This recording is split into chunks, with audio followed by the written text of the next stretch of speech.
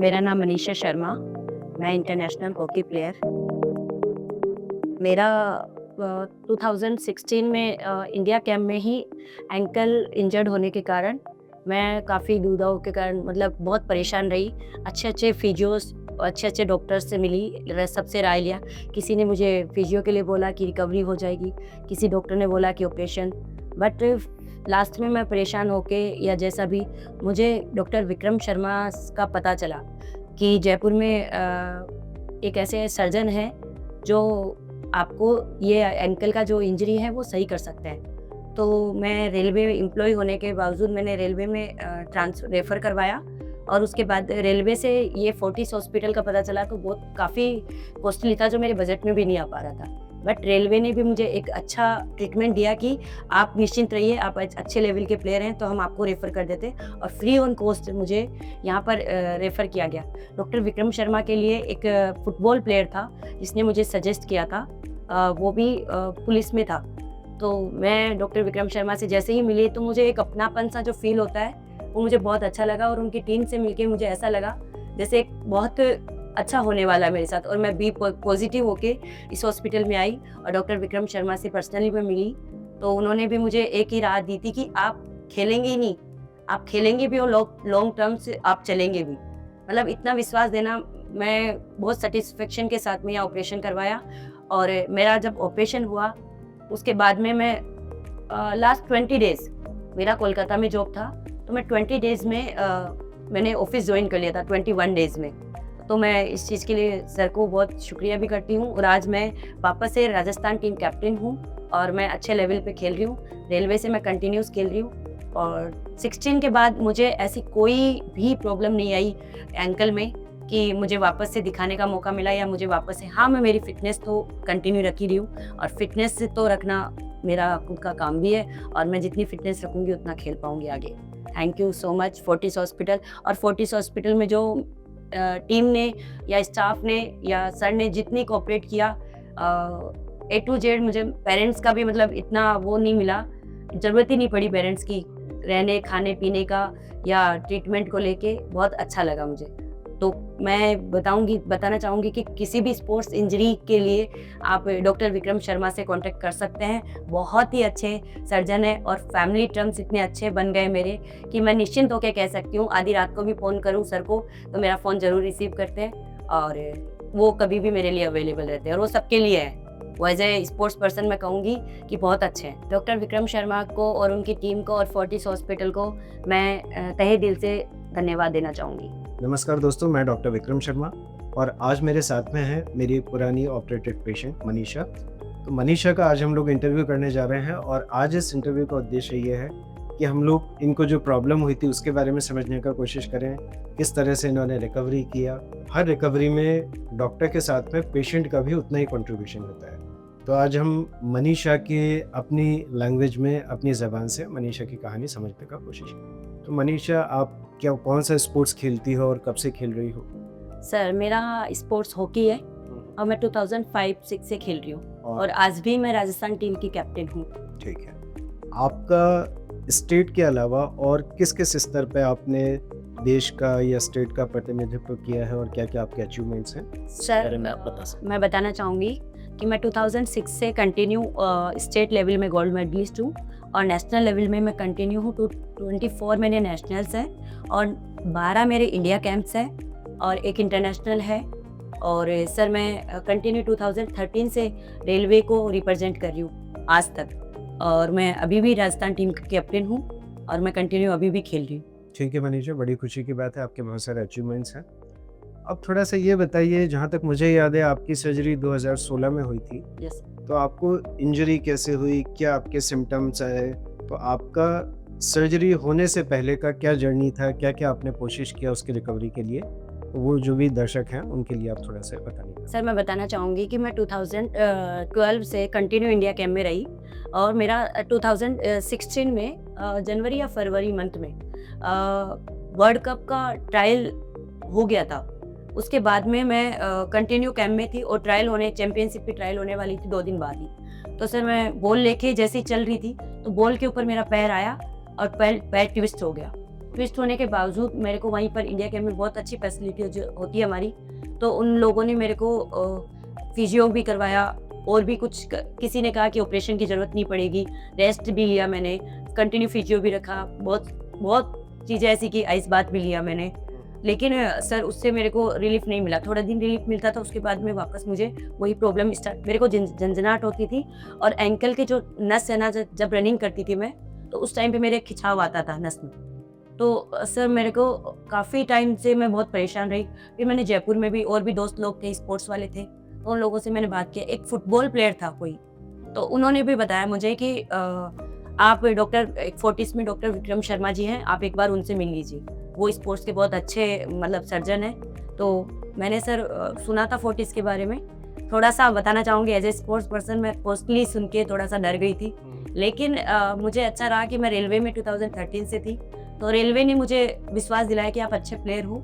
और hockey India ने जो मेरी मैं जिस कैम्प में थी, इंडिया कैम्प में, उन्होंने मुझे विश्वास दिलाया कि आप निश्चिंत रहो, जहाँ भी आप ऑपरेशन करवाना चाहते हो आप करवाइए, हम लोग पे करेंगे या जैसा भी होगा। तो मेरी रेलवे ने मुझे इस चीज़ के लिए कन्वे किया कि आप जहाँ रेफर होना चाहते हैं आप जाइए, आपका जहाँ विश्वास है आप करिए, लेकिन आपको स्पोर्ट्स करना है। तो सर मैं आपसे यहाँ एज ए रेलवे के थ्रू मैं आपसे मिली थी हॉस्पिटल में आके, और आपने मुझे एक ही चीज़ बोली थी कि मनीषा आप खड़े ही नहीं होगे, चलोगे नहीं, आप खेलोगे भी और आज अच्छे लेवल पे खेलोगे, और कंटिन्यू आपका मैं एंकल वैसे ही कंडीशन में कर दूंगा जैसा आपका पहले था। तो सर मैंने इसी विश्वास के साथ आपसे ऑपरेशन करवाया, और मैं आज किसी भी लेवल में बोल सकती हूँ, किसी भी स्पीच में बोल सकती हूँ कि आपसे अच्छा मुझे सर्जन वाकई ही मुझे नहीं मिला।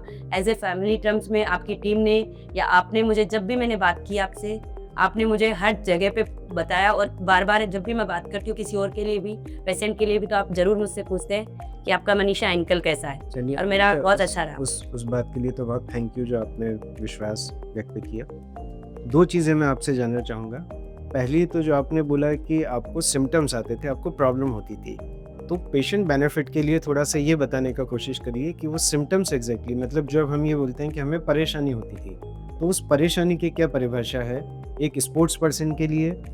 दूसरा, ये परेशानी सिर्फ खेल के दौरान होती थी या जो नॉर्मल अपन दिनचर्या की एक्टिविटीज़ करते हैं उसमें भी आपको वो परेशानी हुआ? सर मैं बताना चाहूँगी कि मेरे को नॉर्मल में भी जैसे अंदर में बम्प करना, मतलब खिंचाव टाइप आना, और स्पोर्ट्स के टाइम पे तो मैं जैसे ही वार्म अप वगैरह करती थी और थोड़ा ज़्यादा रनिंग कर लेती थी, उसके बाद से तो मेरा पैर की एड़ी भी नहीं टिक पाती थी, मुझे मतलब खिंचाव टाइप एक लगता था एड़ी में, एड़ी और एंकल के दोनों के बीच में। तो सर इससे मैं यही कहना चाहूँगी कि नॉर्मल लाइफ में भी मुझे थोड़ी प्रॉब्लम रहती थी, और स्पोर्ट्स तो हल्की सी भी इंजरी हो, स्पोर्ट्स तो कर ही नहीं सकता। हाँ, बिल्कुल डेफिनेटली, क्योंकि जब पेन होता है और पेन के साथ में आप खेलते हैं तो आप अपनी जो यूजुअल परफॉर्मेंस है उसको वो नहीं भी आप दे ही नहीं सकते। बिल्कुल सर। उसके साथ में आपको दर्द भी रहता था कैसे कर? Yes sir. आपको दर्द भी लगातार बन रहा है? Yes sir. तो ये तो थी सिम्टम की बात, और एक जो आपने बात बोली उसके बारे में आपको एक फीडबैक देना चाहता हूँ, पेशेंट्स के लिए भी फीडबैक देना चाहता हूँ। देखिए क्या होता है, जब भी कोई रेलवे से या CGHS ऐसी किसी फैसिलिटीज से हमारे पास पेशेंट रेफर होके आते हैं, तो प्रैक्टिकली उसके पैकेजेस बहुत अधिक नहीं होते हैं, परंतु हॉस्पिटल का और हम सब लोगों का, चाहे पेशेंट वो इंश्योरेंस का हो, चाहे कैश का हो, चाहे CGHS RGHS किसी भी कैटेगरी में हो, पेशेंट को ट्रीट करने का तरीका कभी बदलता नहीं है। तो ये बात ज़रूर है कि एक कॉर्पोरेट हॉस्पिटल है, तो यहाँ पे एक इंश्योरेंस का पेशेंट आता है, वो यदि कोई बहुत हाई फैसिलिटी डिमांड करता है तो उसको डेफिनेटली उसके लिए उसको पे करना पड़ता है, बट हर किस्म की सुविधाएं उसमें उपलब्ध होती है। एक और छोटा सा फीडबैक देना चाहूँगा कि उसके बाद में हम लोगों का एक अभिनव बिंद्रा फाउंडेशन से भी टाइप हुआ है, तो यदि कोई स्पोर्ट्स पर्सन, जैसे कि उसके केस में उसको इम्प्लांट लगाए जाते हैं, यदि उसका वो बियर नहीं कर सकता है, तो ABTP के सहयोग से भी अब हम वो फैसिलिटीज़ बहुत ही कॉस्ट इफेक्टिव, मतलब बहुत उसको एक सस्ते रूप में, यदि उसको जैसे आपको रेलवे की फैसिलिटी थी किसी को नहीं हो तो वो भी हम उसको दे सकते हैं। अब थोड़ा सा ये बताइए कि जैसे आप आए, आपका एंकल का सर्जरी हुआ, जो भी स्पोर्ट्स पर्सन या नॉर्मल लोग इसको देख रहे हैं उनको ये बताना चाहूँगा कि मनीषा के बेसिकली एंकल में प्रॉब्लम थी और एंकल आर्थ्रोस्कोपी से मनीषा का ट्रीटमेंट दिया गया था। तो जब आपका सर्जरी हो गई उसके बाद में रिकवरी के दौरान आपका फिजियोथेरेपी के लिए आपने क्या क्या एफर्ट किए, क्योंकि जैसे मैंने शुरू में भी बोला था कि सर्जरी के साथ में एक पेशेंट का खुद का एफर्ट, उसका साइकोलॉजी कितना पॉजिटिवली वो उस चीज़ को लेता है, क्योंकि कितने लोग ऐसे होते हैं कि उस एक उसको एक बीमारी समझ के और बहुत ही साइकोलॉजिकली डिप्रेस हो जाते हैं। तो ऐसे लोगों के लिए आप क्या बोलना चाहेंगे कि आपका रिकवरी का टाइम क्या रहा, आपके मन में क्या चलता था